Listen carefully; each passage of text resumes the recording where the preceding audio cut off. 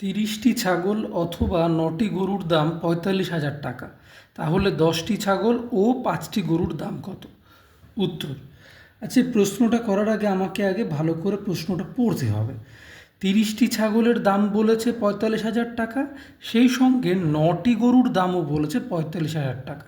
তাহলে এখানে ছাগল আর গরুর মধ্যে একটা রিলেশন পেলাম যে 30টি ছাগলের দাম সমান সমান 9টি গরুর দাম। সেটা লিখে ফেলি।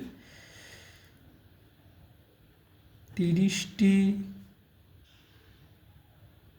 ছাগলের দাম ইজিক্যাল টু 9টি গরুর দাম।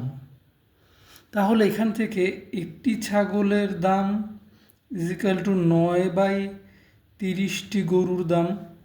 আর এখানে আমাদেরকে যে কোনো একটা দিকে নিয়ে যেতে হবে, হয় ছাগল বা গরু। তাহলে আমরা এখান থেকে ছাগল থেকে পুরোটা গরুতে নিয়ে যাই। আমাকে বের করতে হবে 10টি ছাগল আর 5টি গরু। তাহলে এই 10টি ছাগল ইজিক্যাল টু কটা গরু বের করে নেব? তাহলে 10টি ছাগলের দাম ইজিক্যাল টু 9/30 ইন্টু 10টি গরুর দাম। 0 0 কেটে গেল, 3 দিয়ে 3, তার মানে 3টি গরুর দাম। তাহলে পরবর্তী ক্ষেত্রে আমরা এবার বলতেই পারি 10টি ছাগলের দাম প্লাস 5টি গরুর দাম ইজিক্যাল টু 10টি ছাগল আমরা পেয়ে গেছি 3টি গরু।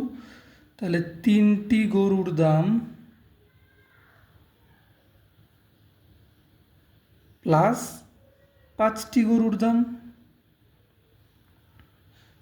তাহলে পুরোটাই আমরা গরুতে কনভার্ট করে নিলাম। তাহলে 5 আর 3 8টি গরুর দাম, অর্থাৎ 10টি ছাগলের দাম প্লাস 5টি গরুর দাম মানে হচ্ছে টোটাল 8টা গরুর দাম। আর এখানে প্রশ্নে বলেই দেওয়া আছে যে 9টি গরুর দাম 45,000 টাকা। তাহলে সেখান থেকে 8টা গরুর দাম কত হবে বের করে নেব। তাহলে আমরা লিখব 9টি গরুর দাম ইজিক্যাল টু 45,000 টাকা। একটি গরুর দাম ইজিক্যাল টু 45,000/9। তেমনি 8টি গরুর দাম বের করতে হবে।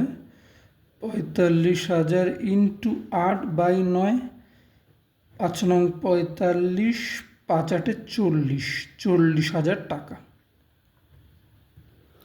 এইবার আমাকে লিখতে হবে, তাহলে সুতরাং 10টি ছাগল ও 5টি গরুর দাম ইজিক্যাল টু 40,000 টাকা। অ্যান্সার।